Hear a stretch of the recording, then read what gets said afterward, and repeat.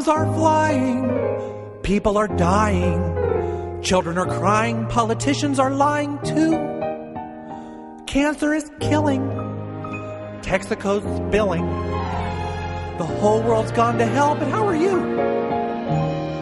I'm super! Thanks for asking. All things considered, I couldn't be better, I must say. I'm feeling super, no, nothing bugs me. Everything is super when you're, don't you think I look cute in this hat? Hey guys, what's up? I was talking with me, Terrell Foster.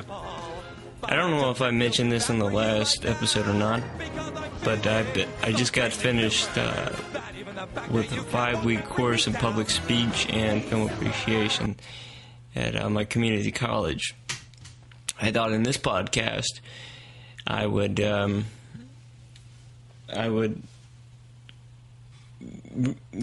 give an encore presentation of a speech I made in the class.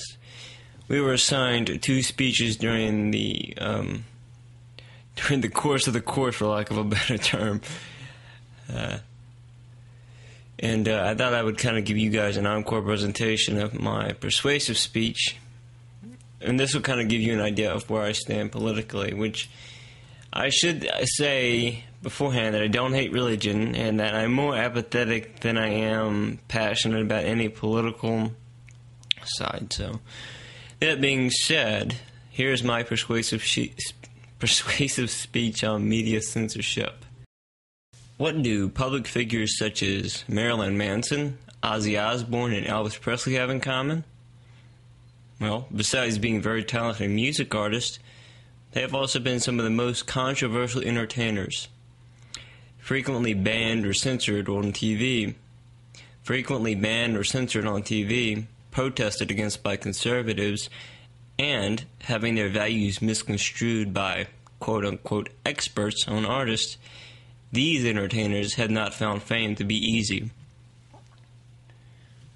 While Elvis Presley eventually found grace among Christians, Osbourne and Marilyn Manson were ostracized by concerned parents, town officials, and pastors of Christian churches.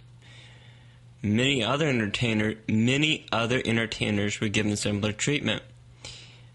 Parents were concerned that artists like Marilyn Manson were brainwashing their kids and turning them into Satan worshippers and anarchists. Now, the questions I have in this speech for you are, do entertainers have the power to influence the audience? And does the average American citizen have the right to stop entertainers from selling their media or performing? I'm Terrell Foster, and I'm here to talk to you about media and what place censorship has in America. The first point I'd like to make is free speech in America. Amendment 1 of the Bill of Rights states, Congress shall make no law respecting an establishment of religion, or prohibiting the free exercise thereof, or abridging the freedom of speech or of the press, or the right of the people peaceably to assemble and to petition the government for redress of grievances. Now you'd think if more people read that, there'd be less court hearings and such trying to ban media. Well, despite this amendment clearly stating the freedoms of the American citizen, many special groups, government officials, and local governments try to, and in some cases have, exerted control over citizens who hold opposing religious values. Perhaps one of the strongest forces in squelching opposing religious values was the moral majority, founded by Jerry Falwell. Church officials throughout history have tried to control their local government, and in some cases they have tried to gain control or have gained control of their countries. With control, whatever books or other forms of art church officials did not approve of was banned in their region of control. Often authors or artists were banned were jailed. They would release a work or something like that, and if the church officials said, not going to happen, and banned them, guess what? Most of the time they would be put in jail.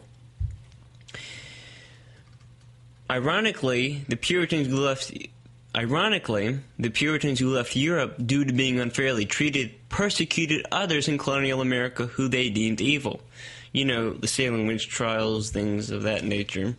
That wasn't the only event, that's just the most famous. Religious values played a huge role in the political arena of colonial America. Most people that held high positions in the Most people that held high positions in the political arena held Protestant religious convictions. What does separation of church and state really mean? Well, although the U.S. Founding Fathers generally held Protestant beliefs, they knew in order to have a truly democratic society, freedom of religion was paramount. Contrary to what some believe, freedom of religion with Christian overtones was not, I repeat, not the Founding Fathers' intention. Thomas Jefferson stated, "Believing with you that religion is a matter which lies solely between man and his God, that he owes to none other for his faith or his worship, that the legislative powers of government reach actions only, and not opinions. I contemplate with solemn reverence that act of the whole American people which declared that their legislators should make no law respecting an establishment of religion or prohibiting their free exercise thereof, thus building a wall of separation between church and state." Clear as day, people. Conservative Christianity in America. Over the years, there have been people in high political positions in small regions or towns that were conservative Christians and ruled politically with those convictions taking precedence over governmental regulations. You know that thing I was just telling you about, the separation of church and state, to these people that did not and does not exist. Although conservative Christianity has been prevalent all over America, the southeastern region of the country has caused the most uproar in courts of law, which is no surprise to most of you. Two of the most notable figures in leading the conservative Christian movement in the latter half of the 20th century were Jerry Falwell and Pat Robertson. Of course, there are many others, but both figures were the loudest and most influential in trying to censor what they considered to be immoral. Followers of the moral majority helped Falwell protest what was considered by him and his congregation to be immoral. And that point, I should add, was meant more of targeted toward the audience in my class who was in Lynchburg, Virginia, so where Jerry Falwell had the most control. So, continuing on. In ancient Greece, where many gods were worshipped, culture was able to flourish, and in the end still influences us today, as opposed to other countries where one religion was the law of the land, where culture was lacking. Censoring media that you don't agree with in general does not make your religion any stronger. Without having opposing viewpoints, there would be no need to have faith in... Without having opposing viewpoints, there would be no need to have faith in a religion. Can't have one without the other, yin-yang, the whole 9 yards. So, what should be censored or banned? Child pornography, rape, and any other form of abuse that is not simulated in a fictional film. The best compromise between protesters of a film or a video game and people who want to enjoy it is the rating system. At the age of 18, legally, someone should be able to watch, play, listen to, or read what they want, with the exception of child pornography and things of that nature, without being ostracized from a community. And in conclusion, while the internet censorship is not much of as... I made a typo, but while internet censorship is not as much of an issue as it was 20 years ago, there are still big groups of people trying to censor media. Perhaps the loudest currently is Westboro Baptist Church, which we've all seen on the internet. They need no explanation. And while a number of conservative Christians have strong opinions, they seem to not be as loud as their predecessors. Respect is key to getting your opinion across, not seeing how much louder you can get than your opponent. If you don't like a certain movie, you don't have to watch it. If you don't like a certain video game, you don't have to play it. And if you don't like a certain artist, you don't have to listen to them. And that is the end of my speech. So that's basically it. Basically, you should be able to do anything you watch or play or listen to anything you want or read anything you want with the exception of child pornography, without it being banned or being ostracized from a community. And that's basically it. And I think this will end the podcast today because I don't have much else to say. I just wanted to kind of give you guys an encore presentation of that speech. And hopefully I can do these podcasts more frequently. I've got a busy summer. I'm working on the next episode of Underground Virginia, episode 4. Might be taking a couple of other trips this summer for business purposes. It has nothing to do with filming or talking with Terrell or anything like that. So something may be put on hold for a while, but I don't know yet.